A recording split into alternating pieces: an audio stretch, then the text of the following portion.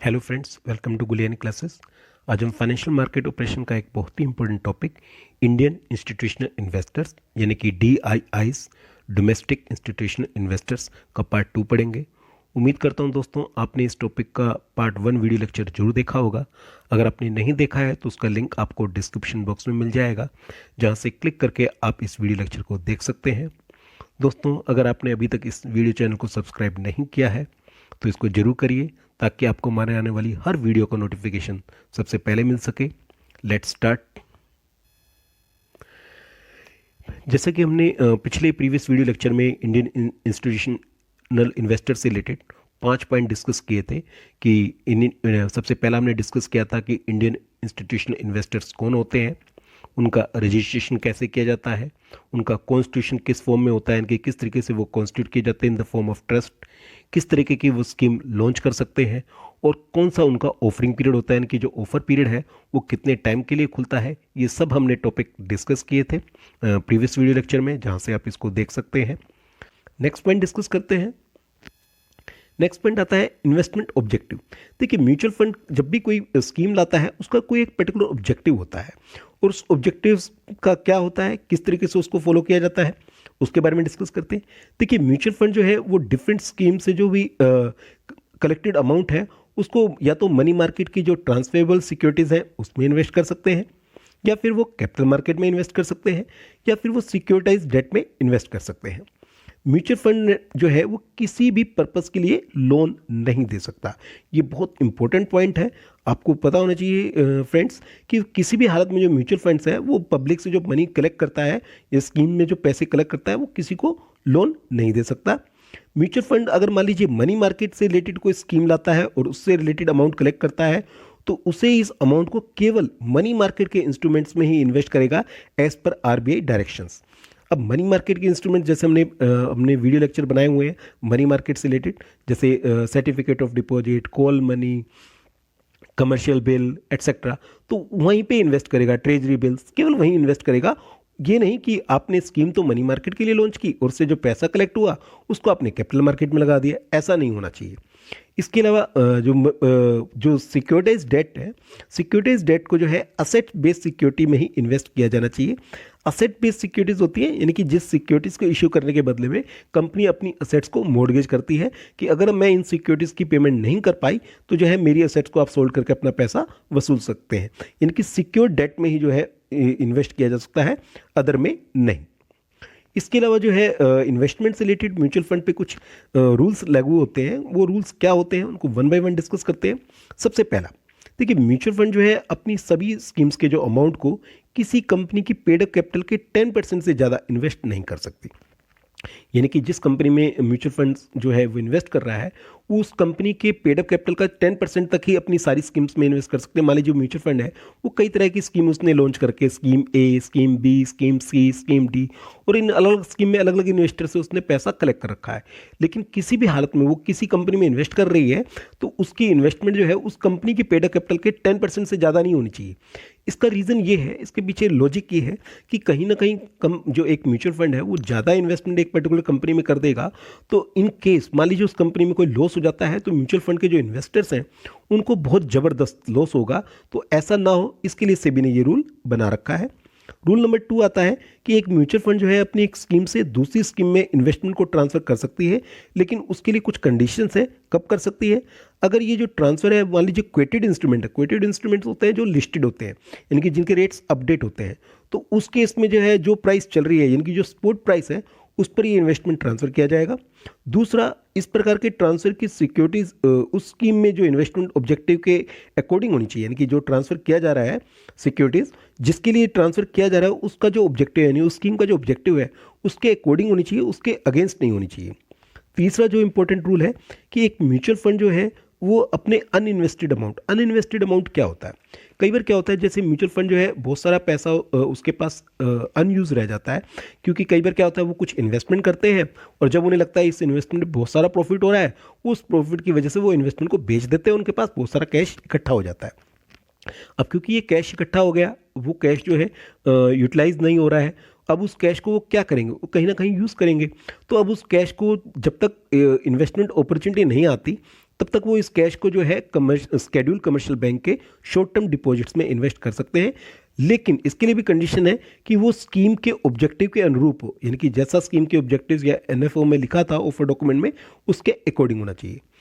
Rule number जो 4 है बहुत ही इंपॉर्टेंट है। वो क्या है कि एएमसी को जो है अपने एसोसिएट ब्रोकर के साथ अपने क्वार्टरली बिजनेस के 5% से ज़्यादा सिक्योरिटी ट्रांजैक्शन करने की अनुमति नहीं है, यानी कि उससे ज़्यादा सिक्योरिटी ट्रांजैक्शन वो नहीं कर सकता। अब यहाँ पर क्वेश्चन उठता है, एसोसिएट ब्रोकर्स कौन होते हैं? एसोसिएट ब्रोकर्स वो होते हैं जो एक तरीके से कंपनी के ग्रुप कंपनी से रिलेटेड ब्रोकर हो, तो उसके साथ जो है मैक्सिमम 5% तक ही वो क्वार्टरली बिजनेस का सिक्योरिटी ट्रांजैक्शन कर सकता है, उससे ज़्यादा नहीं कर सकता। तो ये इन्वेस्टमेंट से रिलेटेड कुछ रूल्स और रेगुलेशन जो सेबी ने म्यूचुअल फंड्स के लिए बनाए हैं, जिनको फॉलो करना बहुत जरूरी होता है। नेक्स्ट वेरी इंपॉर्टेंट पॉइंट आता है, that is boring by mutual funds. यहाँ पर ये क्वेश्चन उठता है, क्या म्यूचुअल फंड्स बोरिंग कर सकते हैं? यस, कर सकते हैं, लेकिन उसके लिए कुछ टर्म्स एंड कंडीशंस हैं। वो टर्म्स एंड कंडीशंस क्या है? देखिए, म्यूचुअल फंड्स को केवल रीपरचेज या यूनिट्स की रिडम्पशन या फिर इंटरेस्ट या डिविडेंड को पे करने के लिए, या फिर फंड्स की जो टेम्परेरी लिक्विडिटी कमी है, जो लिक्विडिटी की क्रंच है, यानी कि लिक्विडिटी की जो शॉर्टेज है, उसको पूरा करने के लिए है बोरो करने की परमिशन है। लेकिन इस परमिशन पे भी कुछ कंडीशन है। क्या कंडीशन है? कि म्यूचुअल फंड जो है अब की जो स्कीम है, इनकी जिस स्कीम के लिए वो बोरो कर रहे हैं, उस स्कीम की नेट असेट्स के 20% से ज़्यादा वो उधार नहीं ले सकता। मान लीजिए वो स्कीम जो है वो 1000 करोड़ की है, तो उसका 20% कितना हुआ? 200 करोड़ हुआ। तो ज़्यादा से ज़्यादा उस स्कीम के लिए जो लोन लिया जा सकता है वो 200 करोड़ लिया जा सकता है। और इसके साथ एक और कंडीशन है, ये जो बोरिंग पीरियड है, इनकी जो लोन लिया जा रहा है, उसका जो पीरियड है वो किसी भी हालत में 6 महीने से अधिक नहीं होना चाहिए। इनकी दो कंडीशन एक साथ अप्लाई हो गई कि उस स्कीम्स के नेट असेट्स के 20% से ज़्यादा लोन नहीं लेगा, और ये जो लोन है वो 6 महीने से ज़्यादा पीरियड के लिए नहीं होगा। नेक्स्ट पॉइंट डिस्कस करते हैं। नेक्स्ट पॉइंट आता है अंडरराइटिंग ऑफ सिक्योरिटीज। यहां पर क्वेश्चन आता है, क्या म्यूचुअल फंड्स अंडरराइटिंग ऑब्लिगेशंस ले सकता है? बिल्कुल ले सकता है। देखिए, म्यूचुअल फंड जो है सेबी से रजिस्ट्रेशन सर्टिफिकेट रिसीव करने के बाद अंडरराइटिंग एग्रीमेंट कर सकता है, लेकिन इसके साथ एक कंडीशन जोड़ दी। क्या कंडीशन जोड़ दी? कि म्यूचुअल फंड का जो अंडरराइटिंग ऑब्लिगेशन है वो किसी भी समय जो है उसकी टोटल नेट असेट्स वैल्यू, जो कि स्कीम की जो टोटल नेट असेट्स वैल्यू है, उससे ज़्यादा नहीं होगा। मान लीजिए उस स्कीम की जो total net assets value 1200 crore रुपए की है, तो वो किसी भी हालत में किसी कंपनी का जो अंडरराइटिंग ले रहा है वो अंडरराइटिंग ऑब्लिगेशन 1200 करोड़ रुपए से ज़्यादा नहीं होना चाहिए। तो यहाँ पर एक टर्म्स है, उस टर्म्स को, उस कंडीशन को पूरा करके ही जो है वो अंडरराइटिंग का ऑब्लिगेशन जो म्यूचुअल फंड ले सकता है। नेक्स्ट पॉइंट आता है publication of price of units. देखिए, जो म्यूचुअल फंड्स है उसको अपनी यूनिट्स जो है किसी न्यूज़पेपर में, किसी पब्लिक प्लेटफॉर्म पे या वेबसाइट पे अपनी पब्लिश करनी होती है। इससे रिलेटेड कुछ रूल्स और रेगुलेशंस हैं जिसे डिस्कस करते हैं। देखिए, जो ओपन एंडेड स्कीम्स हैं, ओपन एंडेड स्कीम्स के केस में म्यूचुअल फंड्स को अपनी यूनिट्स के सेल और रीपरचेज प्राइस का कम से कम वीक में एक बार पब्लिकेशन करना जरूरी है। यानी कि कम से कम वीक में एक बार वो किसी पॉपुलर न्यूज़पेपर में या वेबसाइट पे पब्लिश होनी जरूरी है। यहाँ पर एक नया वर्ड आया, ओपन एंडेड स्कीम। तो यहाँ ये डिस्कस करते हैं कि वास्तव में ओपन एंडेड स्कीम क्या होती है। देखिए, जैसे हमने डिस्कस किया था अभी ऑफरिंग पीरियड में, कि ऑफर पीरियड में एक ऑफर जो है वो एक पर्टिकुलर टाइमिंग के लिए खुलता है, जैसे हमने डिस्कस किया मैक्सिमम 45 डेज के लिए, जिसमें लोग जो हैं वो अपने एप्लीकेशन लगा सकते हैं, यूनिट्स के लिए अप्लाई कर सकते हैं। लेकिन होता क्या है कि मान लीजिए ऑफर पीरियड खत्म हो जाता है, तो क्या उसके बाद कुछ नए इन्वेस्टर जुड़ सकते हैं? अब दो तरह की स्कीम होती है, एक होती है ओपन एंडेड, एक close ended. Open ended scheme वो होती है जिसमें इन्वेस्टर कभी भी एंट्री कर सकते हैं, कभी भी एग्जिट कर सकते हैं एट करंट एनएवी पे। जो भी एनएवी चल रही है उस पर वो बेचकर बाहर निकल सकते हैं या फिर नई यूनिट्स बाय कर सकते हैं। दूसरी ओर क्लोज एंडेड स्कीम होती है। क्लोज एंडेड स्कीम में क्या होता है कि इन्वेस्टर इन्वेस्ट कर सकते हैं, लेकिन जब ऑफर पीरियड ओपन है उसके बाद वो जो है एंट्री नहीं कर सकते।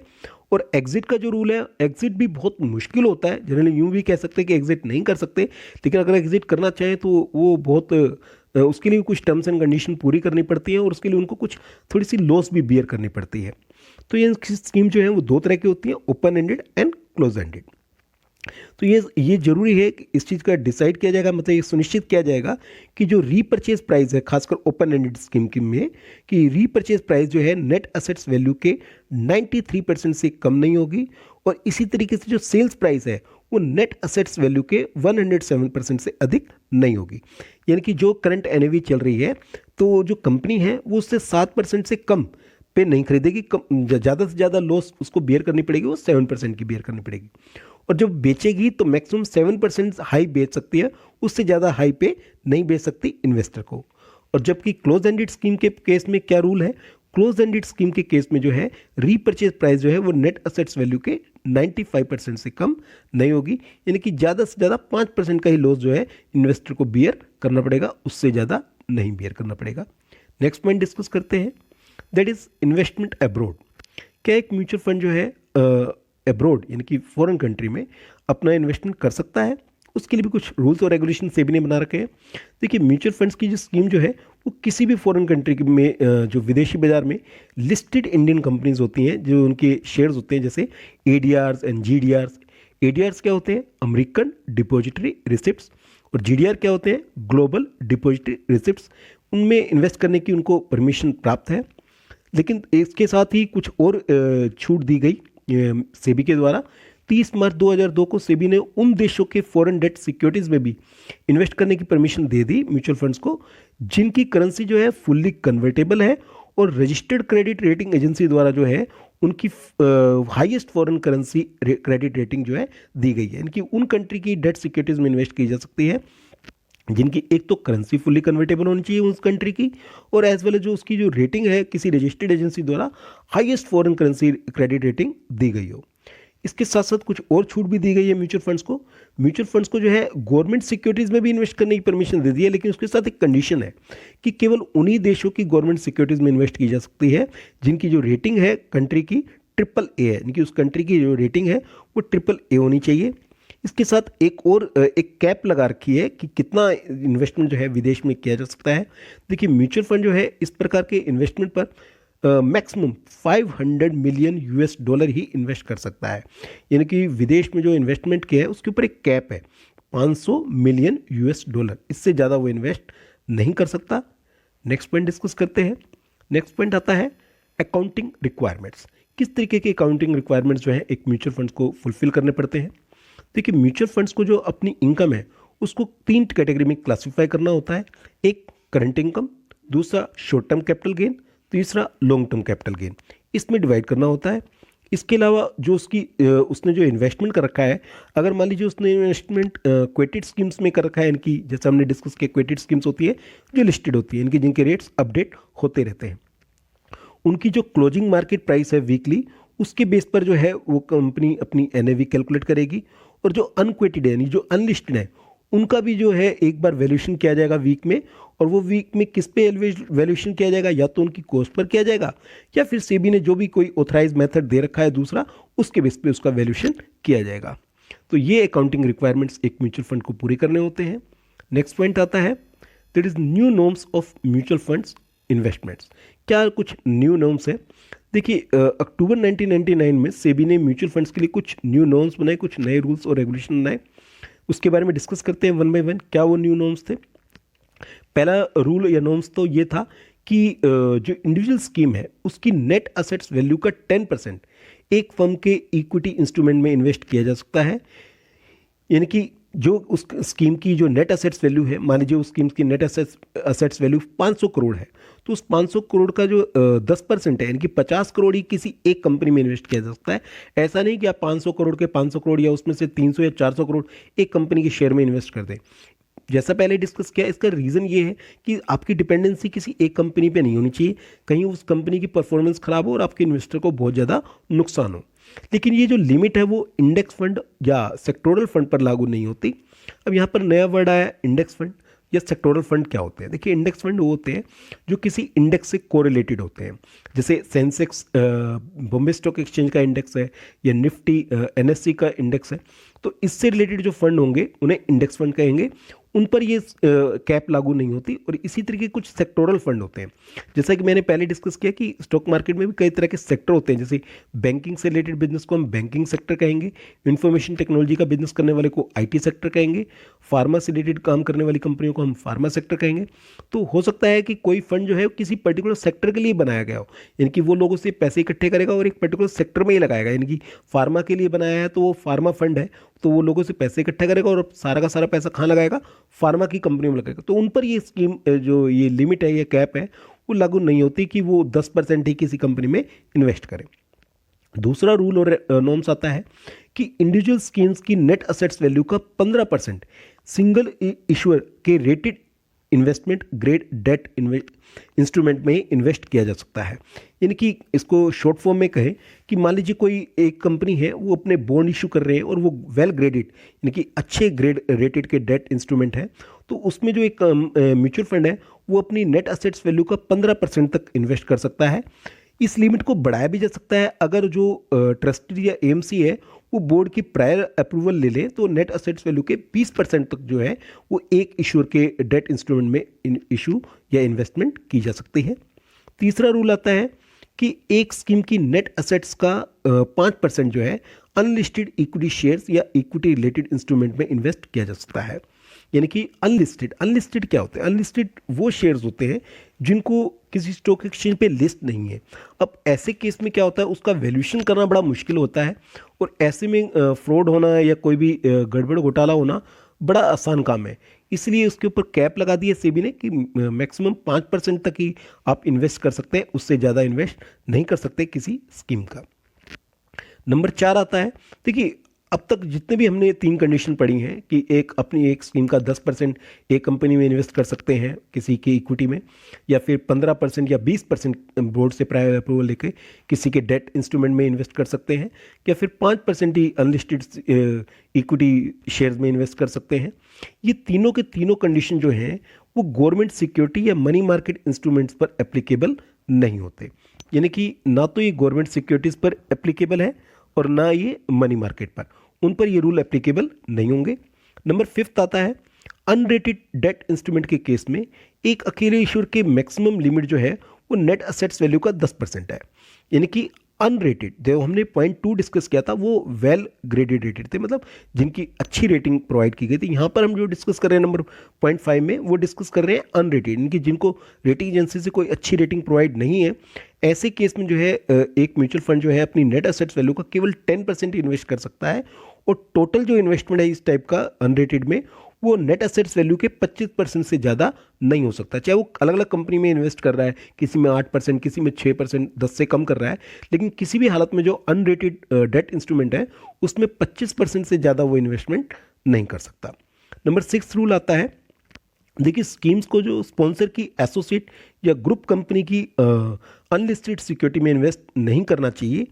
यानी कि जो म्यूचुअल फंड है वो जो स्पॉन्सर है उसकी जो एसोसिएट या ग्रुप कंपनी है, उससे रिलेटेड जो कंपनी है उसकी जो अनलिस्टेड सिक्योरिटी है उसमें वो इन्वेस्ट नहीं करेगा। इसके अलावा स्पॉन्सर की एसोसिएट या ग्रुप कंपनी की ऐसी कोई भी सिक्योरिटी जो कि प्राइवेट प्लेसमेंट के द्वारा इशू की गई हो उसमें भी वो पार्टिसिपेट नहीं करेगा।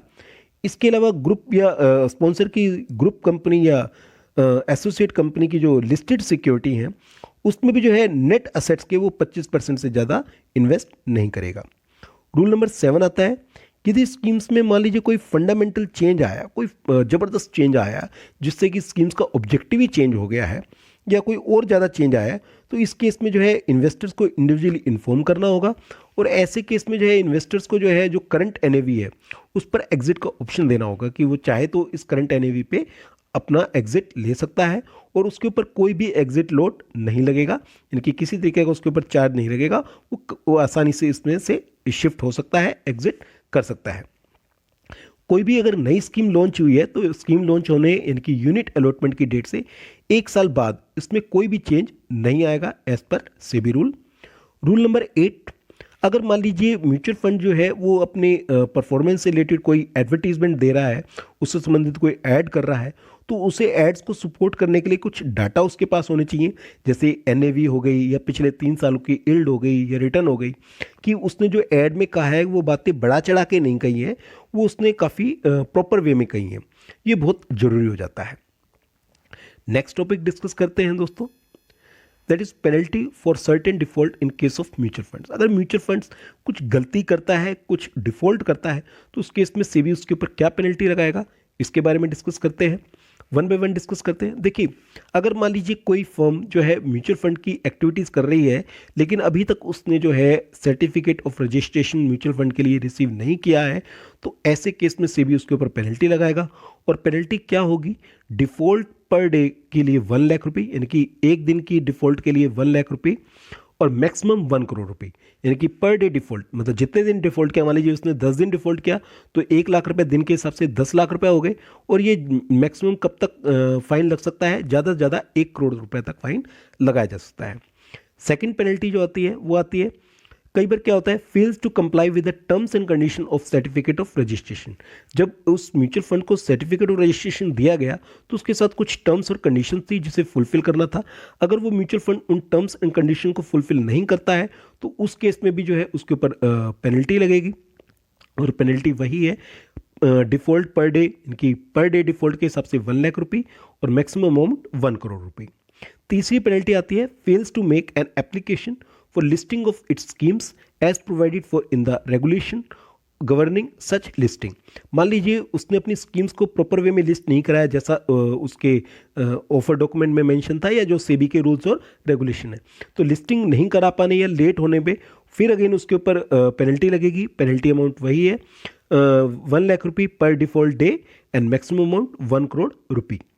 पेनल्टी नंबर 4 आती है fails to dispatch unit certificate of any scheme in manner provided in the regulation governing such dispatch. जो भी डिस्पैच से मतलब जो यूनिट के जो सर्टिफिकेट हैं उनको डिस्पैच करना होता है इन्वेस्टर्स को। अगर उसने टाइमली इसको डिस्पैच नहीं किया, उसको सेंड नहीं किया अपने इन्वेस्टर्स को, उस केस में भी उसके ऊपर पेनल्टी लगेगी। और ये पेनल्टी लगेगी पर डिफॉल्ट डे 1 लाख रुपये और मैक्सिमम अमाउंट 1 करोड़ रुपये। फिफ्थ पेनल्टी आती है fails to refund the application money paid by the investor within the period specified in the regulation. मान लीजिए किसी इन्वेस्टर को जो यूनिट अलॉट नहीं होती तो उसकी जो एप्लीकेशन मनी है वो उसको वापस करनी होगी।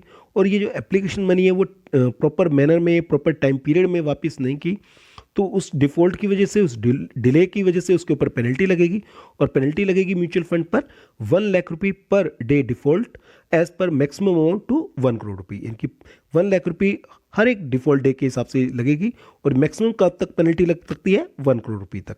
सिक्स्थ एंड लास्ट पेनल्टी आती है fails to invest the money collected by the such collective investment schemes in the manner और within the period specified by the regulations. जो भी म्यूचुअल फंड ने जो है मनी कलेक्ट की है पब्लिक से, वो मनी जो है जिस पर्पस के लिए कलेक्ट की गई थी या जिस तरीके से उसको इन्वेस्ट करना था वो इन्वेस्ट नहीं किया, उसने प्रॉपर वे में इन्वेस्ट नहीं किया, टाइमली इन्वेस्ट नहीं किया, तो उस केस में भी उसके ऊपर पेनल्टी लगेगी। और पेनल्टी का अमाउंट सेम ही है 1 लाख रुपये पर default day and maximum amount to 1 crore रुपये। तो ये सारे डिफरेंट केसेस हैं जिसके ऊपर एक म्यूचुअल फंड पर पेनल्टी लगती है। और टाइम टू टाइम जो है सेबी कोई रूल्स एंड रेगुलेशन बनाता रहता है, उन रूल और रेगुलेशन को जो है म्यूचुअल फंड को फॉलो करना होता है। अगर फॉलो नहीं करता है तो उस केस में जो है उसके ऊपर पेनल्टी लगती है। दोस्तों, रेफरेंस बुक के तौर पर आप कल्याणी पब्लिकेशन की बुक शशि की गुप्ता एंड अदर पढ़ सकते हैं। इसी तरीके से आप वीके पब्लिकेशन की book Alok Goyal and other पढ़ सकते हैं। दोस्तों, अगर आपने अभी तक इस चैनल को सब्सक्राइब नहीं किया है तो इस चैनल को जरूर सब्सक्राइब करिए। अगर आपको ये वीडियो पसंद आई है तो इसको लाइक करिए, अपने दोस्तों के साथ शेयर करिए, ना केवल अपने कॉलेज के दोस्तों के साथ शेयर करिए बल्कि अदर कॉलेज के दोस्तों के साथ भी शेयर करिए। और जो भी टॉपिक आज हमने डिस्कस किए हैं उससे रिलेटेड कोई भी आपकी क्वेरी है उसे कमेंट बॉक्स में डालिए। आप अपनी क्वेरी हमें ईमेल भी कर सकते हैं, हमारे ईमेल आईडी gulyani-classes@gmail.com पर। आप हमें फेसबुक पे भी फॉलो कर सकते हैं, हमारे फेसबुक पेज गुलियानी क्लासेस पर। मिलते हैं दोस्तों एक नए वीडियो लेक्चर के साथ बहुत जल्दी। Thank you.